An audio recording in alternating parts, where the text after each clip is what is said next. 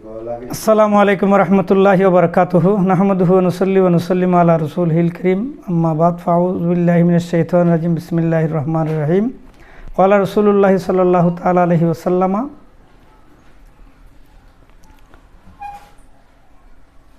আল্লাহ পাক সুবহানাহু ওয়া তাআলার দরবারে লাখো কোটি শুকরিয়া। ঐতিহ্যবাহী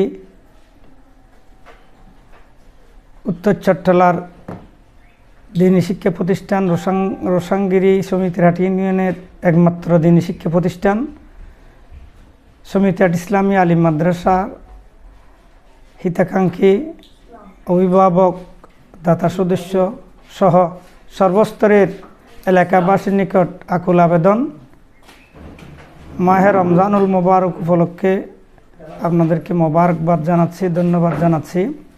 আল্লাহ যেন আপনাদের এই মাহে রমজানুল মোবারকে সুষ্ঠুভাবে পবিত্র রমজান শরীফের রোজা যেন আমরা পালন করতে পারি, সেই তৌফিক যেন আল্লাহ পাকে দান করেন, আমিন। আল্লাহ রসুল সাল্লাল্লাহু আলাইহি ওয়াসাল্লাম ইরশাদ করেছেন, আস-সখিয়্যু হাবিবুল্লাহ ওয়ালাউ কানা ফাসিকা ওয়াল বখিলু আদুবুল্লাহ ওয়ালাউ কানা ফাজরা আও কামা ক্বালা আলাইহিস সালাতু ওয়াসসালাম।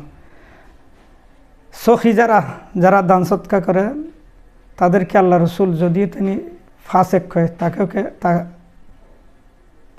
তাকে আল্লাহর বন্ধু বলেছেন, হাবিবুল্লাহ বলেছেন। এবং বখিল যারা, তারা যদিও কি ধ্যানমগ্ন থাকেন, ইবাদত বন্দেগী করেন, তারপরেও তাদেরকে আল্লাহর দুশমন আদুবুল্লাহ বলেছেন। তাই এই মোবারক মৌসুমে আপনাদের নিকট আকুল আবেদন আপনারা আপনাদের প্রাণপ্রিয় প্রতিষ্ঠানে যাকাত, ফিতরা, কোরবানির চামড়া এবং সর্বোপরি সব ধরনের সাহায্য সহযোগিতার হাত বাড়িয়ে দেবেন।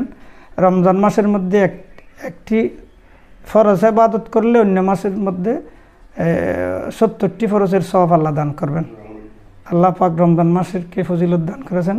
এই মাসের মধ্যে যদি একটি নফল ইবাদত করেন বান্দা, অন্য মাসের 70টি ফরজের সওয়াব দান করবেন।